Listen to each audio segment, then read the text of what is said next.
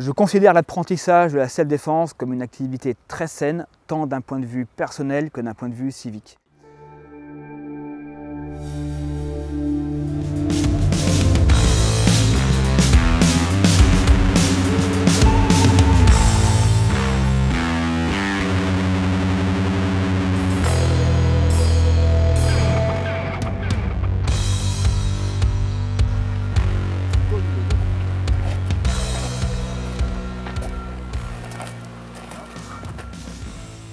D'un point de vue personnel, parce qu'elle permet de développer la confiance en soi, et d'un point de vue civique, car elle apprend à prendre ses responsabilités en se dotant des moyens d'intervenir si on est victime ou témoin d'une agression.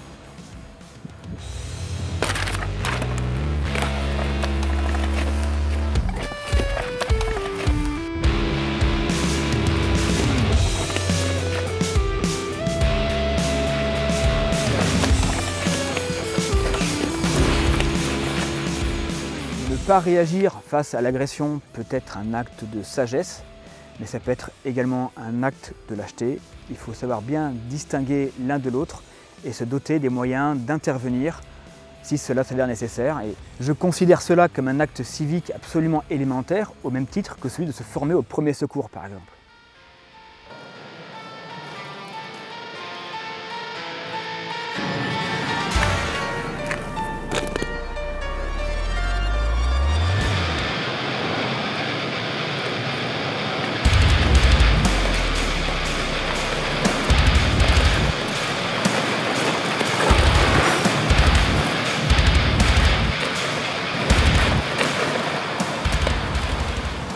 Les techniques de self-défense peuvent paraître violentes, et c'est vrai qu'elles sont par nature expéditives.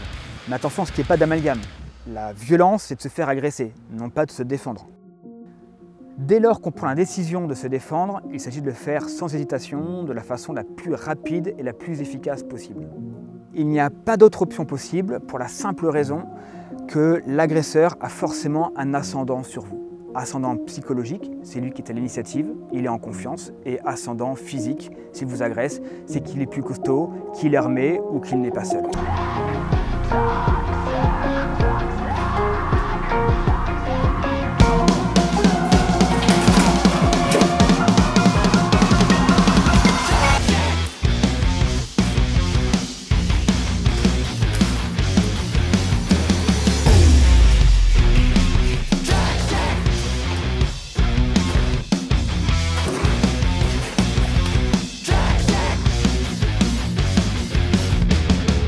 La seule façon de s'en sortir, c'est de rééquilibrer le rapport de force en reprenant l'ascendant psychologique, en agissant avec détermination et rapidité et en frappant sur des zones qui vont altérer vision, respiration, mobilité ou en se servant d'objets usuels ou de son environnement qui vont servir d'armes par circonstance.